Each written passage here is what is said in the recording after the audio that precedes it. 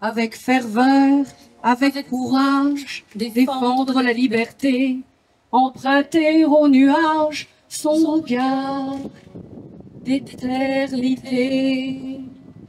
Sans lui, tout ressemble au silence et reste suspendu le rêve.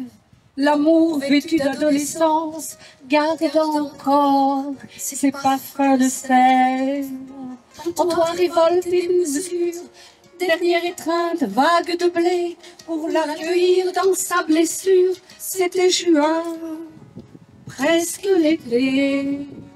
Alors, Maurice Arnoux est un personnage dans l'armée de l'air qui est extrêmement important, puisque pilote de chasse pendant la Première Guerre mondiale et pendant la Seconde Guerre mondiale, et ils ne sont pas nombreux.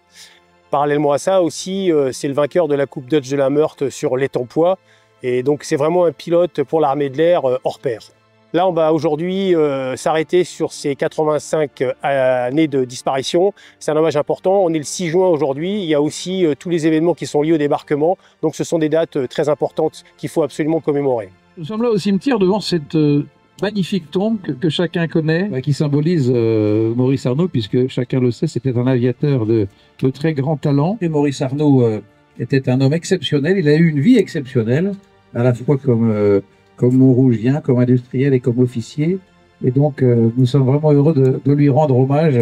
Ici, ce matin, notre ville ne l'oubliera pas. Il y a la rue Maurice Arnoux, il y a l'école Maurice Arnoux, il y a le stade Maurice Arnoux et le gymnase Maurice Arnoux. Un grand nom ici à Montrouge et en Île-de-France. Je crois qu'il était logique et nécessaire de lui rendre hommage aujourd'hui. Je vais donner la parole à Marie-Thérèse, qui va nous lire le poème Mémoire de vivre, qu'elle a écrit à la mémoire de son père. Mémoire de vivre, scaphandre du passé, dans les eaux mouvantes et souterraines de la conscience, remonte à la surface errante de mes airs dépassés, pour que toi seul demeure ma mémoire de vie.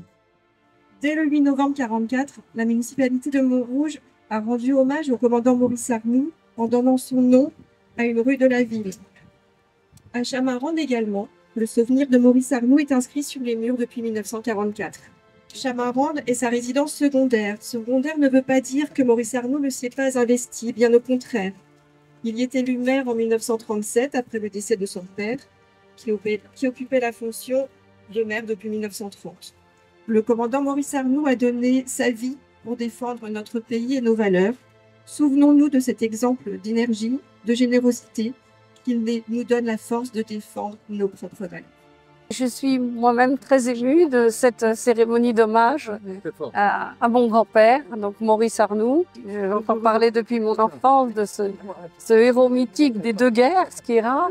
Les acteurs importants de cet événement sont encore rassemblés, puisque ma mère est toujours de ce monde et c'est la seule maintenant vivante de ses enfants.